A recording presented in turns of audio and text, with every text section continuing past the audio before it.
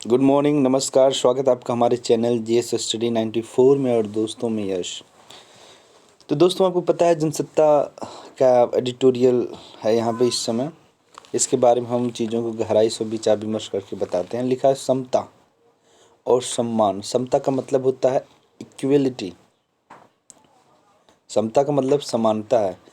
जो right to equality है, जब आप फंडामेंटल राइट्स के बारे में पढ़ेंगे तो वहाँ एक आता है राइट टू इक्वलिटी, मतलब समानता का अधिकार सबको है। और सम्मान की चुनौतियाँ और सम्मान की चुनौतियाँ, ये जो दोनों शब्द हैं बहुत ही बड़ा और महत्वपूर्ण स्थान और प्रभाव रखता है दोनों शब्द। और आज जो हम इस एडिटोरियल में बात करने वाले हैं दोस्तों, महिलाओं जो होता है ना, लैंगिक जो होता है भेदभाव हमारे देश में है, महिलाओं का जिस प्रकार से उत्पीड़न है, महिलाओं का शोषण है, ठीक है, ऐसी तमाम तरह की जो कमियां हैं जो हमारे समाज ने थोप दिया है महिलाओं के प्रति कि नहीं आपको यही करना है, आपको ये नहीं करना है। जिस वजह से दोस्तों हमारे देश में देखा जाए तो जो हमारी आर्थिक स्थिति है, अगर वो दिन प्रतिदिन गिरती जा रही है तो इसमें भी बहुत बड़ा कह सकते हैं कारण ये भी है। ठीक है, तो चलते हैं आगे, देखते हैं।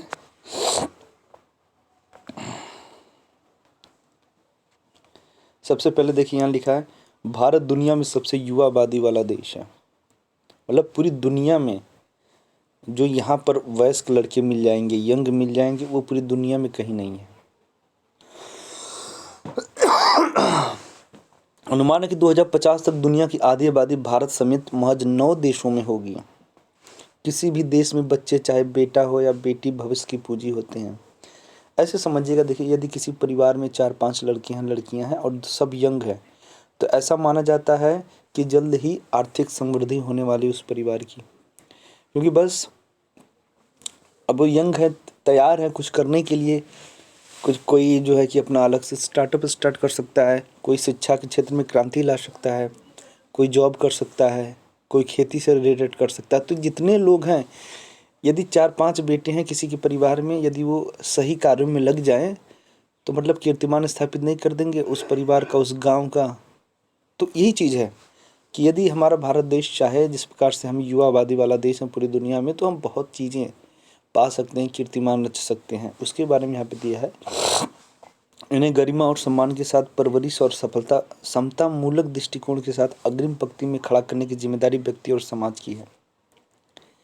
ठीक। अब ये कहा जा रहा है कि अब जिम्मेदारी हम समाज और व्यक्तियों की है कि इनको अग्रिम पंक्ति में खड़ा किया जाए। समझ रहे हैं? ऐसे समझिए जिसे परिवार के सदस्य हैं 5, जिनके बारे में भी हमने डिस्कस किया, तब उनको आगे बढ़ाने के लिए सबसे बड़ी जिम्मेदारी किसकी है? परिवार के लोगों की, और कुछ जो परिवार की गार्जियन है, क्योंकि ऐसे कई चीज़ों की आवश्यकता हो सकती है उन 5 लोगों को जिन्हें वो करना चाहते हैं। तो ऐसे में क्या सहयोग की भावना तो होनी चाहिए ना परिवार के लोगों के अंदर, तब ये लड़के जो है कि आगे कुछ नया करेंगे, कीर्तिमान करेंगे। मगर जब विषमताएं और लैंगिक भेदभाव किसी भी वजह से जगह बनाती तो ये समाज के साथ साथ देश के लिए भी बेहतर भविष्य का संकेत नहीं है। याद रखिएगा, इसे परिवार से जोड़ के ही लंबे समय तक चलिए, तब चीज़ें और ही बेहतर तरीके से समझ पाएंगे। मगर जब विषमताएं और लैंगिक भेदभाव, अब देखिए उसी परिवार में, ठीक है, जहाँ पे 4 बेटे थे, एक लड़की थी, अब वहीं पे यदि लैंगिक भेदभाव, मतलब जेंडर के हिसाब से कहा जाए नहीं तुम लड़की हो, असुरक्षा की भावना है, हम तुम्हें बाहर नहीं भेज सकते हैं या फिर तुम्हारे ऊपर इतना खर्च नहीं कर सकते हैं चूँकि तुम लड़की हो, तुम्हारी शादी वादी अब करेंगे, अब तुम चली जाना, वहाँ पे जो करना होगा करना। तो ये जो विषमताएं हैं, जो इंसान की जो सोच है, जो मानसिकता है, जब तक इसका समाधान नहीं होगा, जब तक इस तरह के पीड़ित मानसिकता के लोगों को जागरूक नहीं किया जाएगा तब तक ये जो युवा वाला देश हम पूरी दुनिया में कहलाते फिर रहे हैं ना, इसका कोई औचित्य नहीं मिलेगा।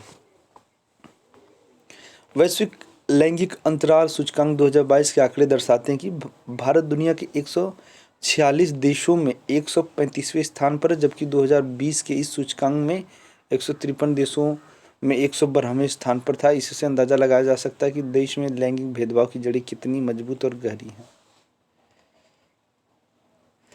मतलब समझ रहे हैं। अब आप देख सकते हैं लैंगिक भेदभाव हमारे यहाँ कितना है। लड़का लड़की इतना भेदभाव है कि मैं आपसे कह नहीं सकता। कुछ परिवार ऐसे हैं, कुछ माँ ऐसी हैं, ये ठीक है, जो हमेशा ये कहती रहती नहीं हमें बेटा चाहिए बेटी नहीं चाहिए। और इस वजह से दोस्तों जो एबॉर्ट करा देती हैं, अपनी कोख टर्मिनेट कर देती हैं अपने बच्चों को, कि लैंगिक का जो परीक्षण है, ठीक है, जिसे आप लिंग परीक्षण अपराध देखते होंगे, सोनोग्राफी वगैरह सेंटर पर लिखा रहता है लिंग परीक्षण अपराध है, फिर भी लोग खुलेआम कर रहे हैं। 5,000 10,000 देने के बाद सारे अपराध करते हैं। जैसे ही पता चल जाता है कि नहीं, जो गर्भ में पल रही लड़का नहीं लड़की है, उसको किस प्रकार से टर्मिनेट कर दिया जाता है, अबॉर्ट कर दिया जाता है। अब सब लोग इस बात से परिचित हैं। तो यही समस्या है कि दोस्तों आए दिन भी हरियाणा में चले जाइए, मुझे लगता है हरियाणा पंजाब में ना जो सेक्स रेशियो बहुत ज़्यादा कम है। 1000 पुरुषों पे हमको लगता है 800 होंगे, नहीं तो वो भी सही से नहीं होंगे। तो ये सारी जो कमियां, जो वजह है, इसलिए हैं क्योंकि हम लोग प्राथमिकता किसको दे रहे हैं? पुरुषों को दे रहे हैं, महिलाओं को नहीं देना है। अब सोचिए, जब आप पुरुष को प्राथमिकता देंगे, महिलाओं को नहीं देंगे, तो एक दिन ऐसा आएगा जब ये जो डेमोग्राफी है ना दोस्तों, ये पूरी तरह से बिगड़ जाएगा, खराब हो जाएगा। ठीक, क्योंकि ये सारी चीज़ें एक दूसरे से जुड़ी हुई हैं। एक चीज़ अगर प्रभावित होगी तो दूसरी अपने आप प्रभावित हो जाएगी, और उसके बाद देश की स्थिति बहुत ही नाजुक हो जाएगी। इसीलिए ये जो भेदभाव है, जो फ़र्क है लड़के लड़कियों के बीच का, इसे आप मत करिए। बेटियां वो कर रही हैं जो बेटे नहीं कर रहे हैं। जो भी यूपीएससी के सिविल सर्विसेज की परीक्षाएं, उसमें कोई टॉप कर रहा है तो बेटियां हैं। स्पोर्ट्स में बहुत अच्छा उम्दा खेल रही हैं, तो आप प्रमोट करिए ना। जिस तरह आप अपने बच्चों को सारी सेवाएं देते हैं, सारे संसाधन देते हैं, आप बेटियों को देकर देखिए, वो उनसे बेहतर करेंगी। उनका जो है कंसंट्रेशन बहुत अच्छा होता है। ठीक है। आर्थिक भागीदारी और अवसर की कमी के अलावा शिक्षा प्राप्ति में अड़चनें, स्वास्थ्य और उत्तरजीविता तथा सशक्तिकरण को इसके लिए जिम्मेदार समझा जा सकता है। अब देखिए, जब आर्थिक भागीदारी की बात आती है, कहने का मतलब जब पैसा लगाने की बात होती है लड़कियों और लड़कियों पे, तो सबसे ज़्यादा लोग लड़कों के ऊपर लगाते हैं। ठीक है, हाँ, इतने पैसे में, अरे इंटर पढ़ा के इनका शादी विवाह करी, यहाँ कोई मतलब नहीं है। बेटियों को हमेशा दोयम दर्जे का सदस्य माना जाता है अपने परिवार में, इसीलिए महिलाओं का हालात जो है खस्ता होता चला जा रहा है। ठीक, उनके स्वास्थ्य की बात करें तो स्वास्थ्य, अगर वो बीमार पड़ गई तो भी परिवार के लोग चाहते हैं ज़्यादा खर्च ना हो। ठीक है, उनके उत्तरजीविता के लिए भी नहीं, अरे कौन सा नौकरी कौन सा स्टार्टअप इनको खोल के दोगे। आजकल जो लड़कियां कीर्तिमान रच रही हैं, वो अपने दम पर रच रही हैं। अन्यथा परिवार के लोग बहुत ही कम ऐसे हैं जो सहयोग करते हैं। हालांकि मैं नहीं कह रहा हूँ पूरा सहयोग नहीं करते हैं, कुछ लोग हैं सहयोग करते हैं, पर हमें कुछ लोग नहीं, हमें सारे लोगों की आवश्यकता है। कि जब तक ये भेदभाव खत्म नहीं करेंगे लड़कियों और लड़कियों का, तब तक यही स्थिति समझा जाएगा। 2022 की आंकड़े में आइसलैंड जहां इस मामले में शीर्ष पर है। देखिए, यूरोप का एक देश आइसलैंड, ठीक है, बर्फीली जगह है, वहाँ पे जो सेक्स रेशियो है ना, इतना उम्दा, इतना प्रभावशाली है कि आप सोच नहीं सकते। There is no discrimination between, ठीक, मैन एंड वुमेन, और यही चीज़ चाहिए। जहाँ इस मामले में शीर्ष पर है, वहीं निम्न प्रदर्शन के मामले में अफगानिस्तान को देखा जा सकता है। हैरत किसमें? निम्न में। अब देखिए, अफगानिस्तान के बारे में देखा जाए, जिसे इस समय लोग तालिबान कह रहे हैं, तो उसके बारे में किसी से छिपा नहीं है। वहाँ की स्थिति विकराल है। वहाँ किस प्रकार से महिलाओं को शिक्षा के लिए रोका जाता है, ठीक, महिलाओं को तमाम तरह के संसाधनों से वंचित रखा जाता है। उन्हें एक तरह से बस पर्दे में रखना आवश्यक है, क्योंकि वो उन्हें एक प्रोडक्ट की भांति मानते हैं महिलाओं को। ये वास्तविकता है। जिन लोगों को नहीं पता है ना, देखिए, कुछ मुस्लिम परिवार की लड़कियां बहुत बड़े घराने से ताल्लुकात रखती हैं, उनकी स्थिति थोड़ी सी उनसी सही है, पर शिक्षा के मामले में, संसाधन के मामले में दयनीय है। ठीक, अब देखते हैं भारतीय राज्यों में देखते होंगे, भारतीय समाज में देखते होंगे, एक पिता अपनी बेटी की पढ़ाई के लिए बहुत ही कम संसाधन, बहुत ही कम पैसे लगाता है, पर जब बात आती है मित्रों उसकी शादी की तो 10 लाख 20 लाख रुपए लगा देता है। यदि वही पिता अपनी बेटी के पढ़ाई के संसाधनों में, उसे कुछ बनाने के संसाधनों में, स्टार्टअप के संसाधनों में इतना पैसा लगाता तो बेटी बेटे से भी उत्कृष्ट, आउटस्टैंडिंग करके दिखाती, पर नहीं। हैरत यह भी है कि पड़ोसी देश नेपाल, बांग्लादेश, श्रीलंका, मालदीव, भूटान की स्थिति भारत से बेहतर है। अब सोचिए, जिन देशों का वैश्विक स्तर पर कोई मतलब ही नहीं है, ठीक ठाक से कोई जानता नहीं है, वो भारत जैसे देश से सेक्स रेशियो के मामले में कितना उम्दा है। इसलिए है क्योंकि वहाँ पे इस तरह का भेदभाव नहीं है। ठीक, महिला उत्पीड़न कम है। ठीक, हमारे यहाँ भी महिलाओं को देवी का दर्जा दिया जाता है, बस दिया जाता है। जब तक हम यहाँ उस चीज़ को मानेंगे नहीं तब तक कोई मतलब नहीं है। कहने में और चीज़ों का निर्वहन करने में बहुत अंतर होता है। लैंगिक अंतराल सूचकांक में तुलनात्मक गिरावट आई। यह तथ्य है कि लैंगिक असमानता को जितना कमज़ोर किया जाएगा, लैंगिक न्याय और समानता को उतना ही बल मिलेगा। संविधान से लेकर विधान तक और सामाजिक सुरक्षा की कसौटी समेत तमाम मोर्चों पर लैंगिक असमानता को कम करने का प्रयास दशकों से जारी, मगर अपेक्षित सफलता नहीं मिली है। ऐसी नहीं कि दोस्तों जो लैंगिक भेदभाव है ये नई कोई समस्या नहीं, ये बहुत लंबे समय से है, बनी हुई हमारे समाज में, हमारे देश में, राज्यों में, और इसके निदान के लिए बहुत पहले से प्रयास किया जा रहा, पर अभी भी कोई सफलता नहीं मिली है। पर हाँ, हमारा जो समाज है, हमारे देश के जो नीति नियंता हों प्रयासरत में हैं कि इस पे समय रहते ही काबू पा लिया जाए। भारत एक धर्मनिरपेक्ष लोकतांत्रिक गणराज्य, यहाँ लैंगिक आधार पर भेदभाव को व्यवहारिक और सैद्धांतिक दोनों दृष्टियों से समाप्त करने का प्रयास जारी है। हालांकि कई ऐसे कानून मौजूद है जो लैंगिक न्याय के सिद्धांत का उल्लंघन करते हैं।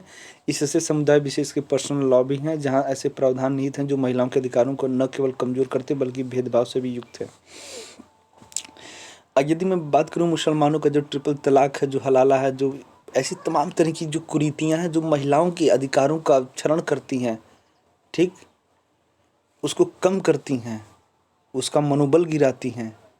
महिला ना हो कि जैसे एक मशीन हो, एक कोई उपभोग की वस्तु हो।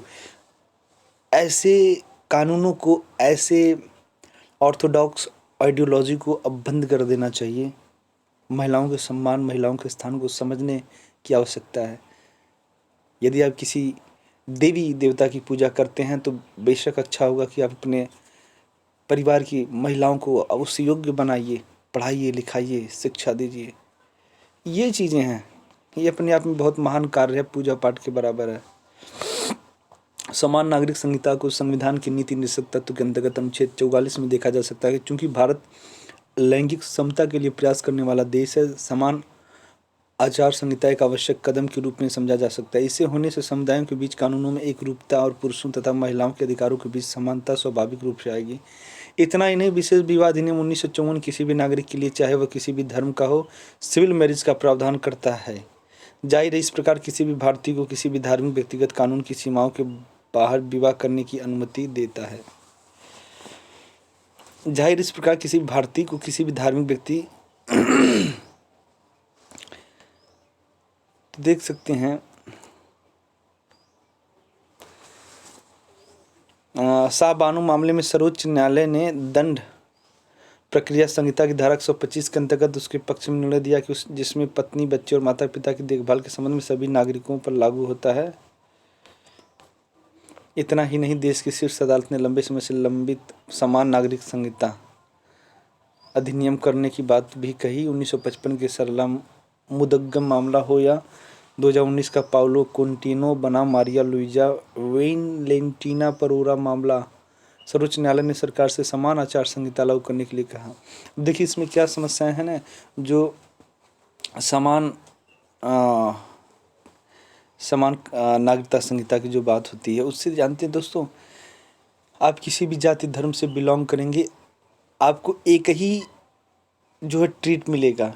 कहने का मतलब ये है एक ही नागरिक के बराबर सारे नागरिक को देखा जाएगा। ऐसा नहीं कि आपका धर्म मुसलमान है तो आपको अलग से कुछ कानून बनाया गया है, उसको आप फॉलो अप करना पड़ेगा।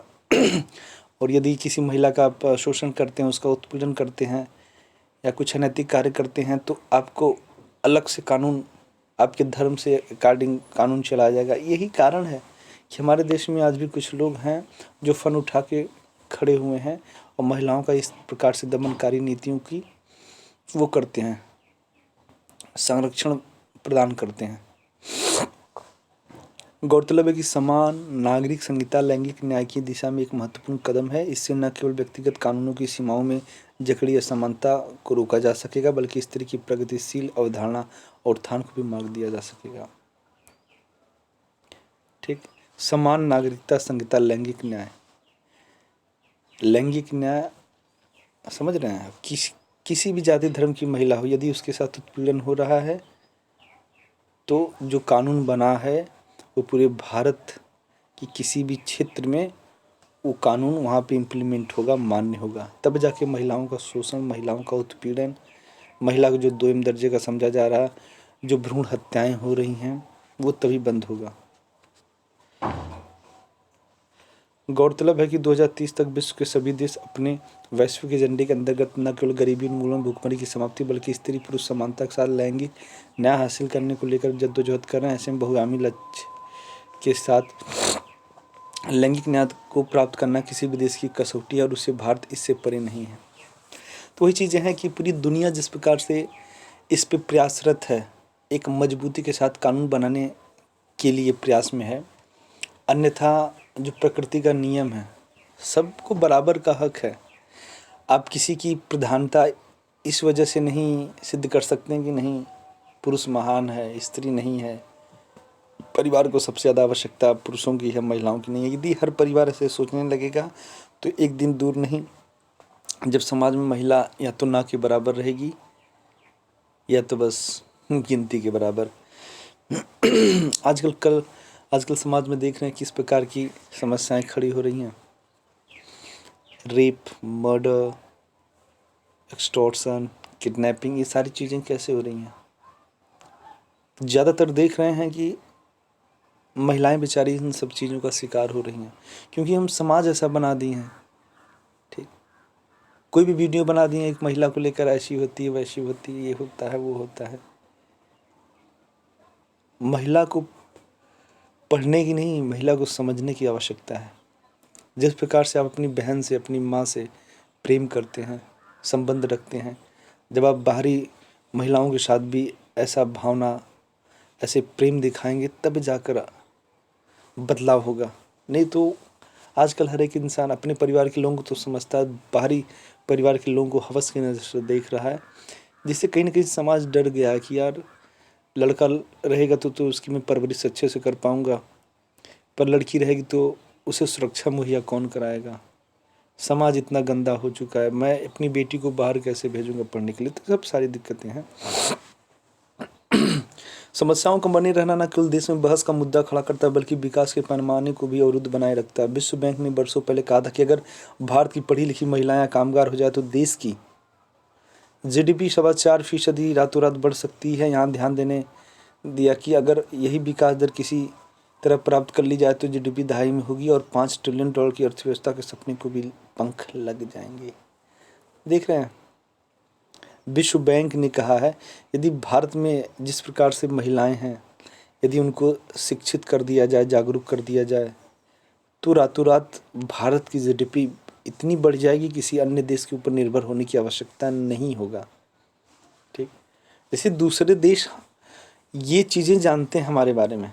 जैसे किसी परिवार में 5 लड़के हैं, 2 लड़कियां हैं, तो जो परिवार का जो गार्जियन है, जो परिवार के अन्य सदस्य हैं, ठीक है, वो इस बात को नहीं जानते हैं कि इनके ऊर्जा को कहाँ यूटिलाइज किया जाए, कहाँ उपयोग में लाया जाए। पर बाहरी जानते हैं कि यदि ये सातों बढ़िया से कोई बिजनेस स्टार्ट करें, अच्छा कोई संसाधन खोलें तो बहुत अच्छा चलेगा, रातों रात इनके परिवार का आर्थिक जो है रेवेन्यू बढ़ जाएगा। पर परिवार के लोग नहीं जान रहे हैं ना उनकी उपयोगिता के बारे में। वो खाली ये सोच रहे हैं कि अरे इतने 7 ठो हैं, 5 लड़के 2 लड़कियाँ, ये तो बोझ हैं हमारे कंधे पे, हमारे सीने पे। बोझ मत समझिए, यदि आप संख्या में ज़्यादा हैं तो उन्हें उपयोग में लाने का प्रयास करें, बहुत आगे जाएंगे। बेशक भारतीय समाज में लिंग असमानता का मूल कारण इसकी पितृसत्तात्मक व्यवस्था रही, मगर इसकी यह जड़ अब उतनी मजबूत नहीं कही जा सकती है। भारत में महिलाओं के लिए बहुत से सुरक्षात्मक उपाय किए गए हैं, उनके साथ अत्याचार आज भी खतरनाक स्तर पर है। तो हमारा जो भारतीय समाज है वो पितृसत्तात्मक है, मतलब पुरुषों को ज़्यादा यहाँ पे संरक्षण दिया गया, महत्व दिया गया है। परिवार में किसी प्रकार का कार्य योजना होता है, निर्णय लेने की क्षमता होती है, तो पुरुषों को महत्व दिया गया, प्रधानता दी गई है। पर अभी चीज़ें बदल रही हैं, पर कुछ चीज़ें हैं जो हमारे समाज को कलंकित कर देती हैं, निराश कर देती हैं। आप देखे हैं हमारे देश के जो पिता हैं, माता हैं, उनको बेटियों को लेकर जानते हैं असुरक्षा की भावना क्यों होती है। अभी आपने देखा होगा पूनावाला करके था, ठीक, आफ्ताब पूनावाला और सदा वालकर, मतलब अपनी संगनी का जिस प्रकार से उसने 35-36 टुकड़े करके जिस निर्ममता के साथ उसने हत्या किया, वो समाज के प्रत्येक व्यक्ति का रोंगटा खड़ा कर देता है। लोग कैसे एक दूसरे के ऊपर भरोसा करें? ऐसे लोग प्यार को कलंकित कर देते हैं। ऐसे लोगों को जीने का अधिकार नहीं है। मैं हकीकत आपसे बता दूं, जब तक इनके ऊपर कड़ी से कड़ी कार्रवाई नहीं होगी तब तक समाज इनके माध्यम से कुछ नहीं सीख पाएगा। महिलाएं प्रत्येक क्षेत्र में अपनी दमदार उपस्थिति भी दर्ज करा रही हैं। सिविल सेवा परीक्षा में तो कई ऐसे अवसर आए, महिलाएं न केवल प्रथम स्थान पर नहीं बल्कि 4 बार लगातार 4 स्थानों तक और 1 बार लगातार 3 स्थानों तक महिलाएं छाई रहीं।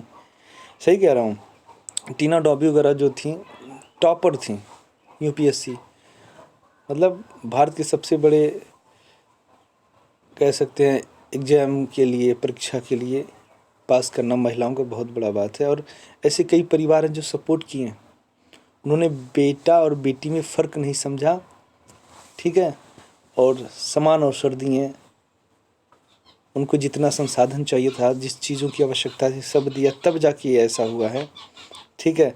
और देखिए हम यहाँ पे देख रहे हैं कि घरेलू हिंसा कानून 2005 से लागू है। महिलाओं को आज की संस्कृति के अनुसार अपनी रूढ़िवादी सोच को भी बदलना होगा। तो देखिए पुरुषों को ही सारी चीज़ें जो ऊपर नहीं डालना चाहिए। यहाँ पे देखा गया कि महिलाओं की भी जो मानसिक स्थिति कुछ की है, उनको बदलने की आवश्यकता है, ठीक। आपसी प्रेम सहभाव से रहें, अन्यथा घरेलू हिंसा के शिकार मैं मानता हूँ सबसे ज़्यादा महिलाएं हुई हैं। बट ऐसे कई सारे परिवार हैं जो रूढ़िवादिता से हैं, जो चंद पैसों के खातिर कुछ लालच चीज़ों के लिए जिस प्रकार से महिलाओं को घर में दफना दिया गया, जला दिया गया, मार दिया गया, ऐसे कृत्य करने से बचें और अपनी मानसिकता को बदलें, ठीक। तो यही सब है आज का जो एडिटोरियल है दोस्तों, पूरी तरह से कह सकते हैं सेक्स रेशियो पे है और महिलाओं की उपयोगिता, महिलाओं का जो स्थान है यहाँ पे, उनको प्राथमिकता देने की आवश्यकता है। भेदभाव मत करिए, ठीक है। और ये चीज़ें जो प्रचलन में लाई अपने परिवार से, देश तो बाद में सुधरेगा, पहले अपने परिवार से आप लोग इस चीज़ को लाएं। क्योंकि देखिए हमारे प्रधानमंत्री जी ने भी बहुत चीज़ें किया है बेटियों के लिए, Beti Bachao Beti Padhao, one stop centre योजना, महिला हेल्पलाइन योजना, महिला सशक्तिकरण केंद्र, राष्ट्रीय महिला आयोग, तमाम तरह की चीज़ें लॉन्च की हैं। इसका सही मायने उपयोग तब समझा जाएगा जब आप अपने परिवार से इस चीज़ की पहल करेंगे, शुरुआत करेंगे, ठीक। ऐसा कभी भी महिलाओं को, आपके परिवार की लड़कियों को महसूस नहीं होना चाहिए कि नहीं मुझे 2म दर्जे का समझा जा रहा है, ठीक है। तो आज के लिए इतना ही। नमस्कार, धन्यवाद, जय हिंद।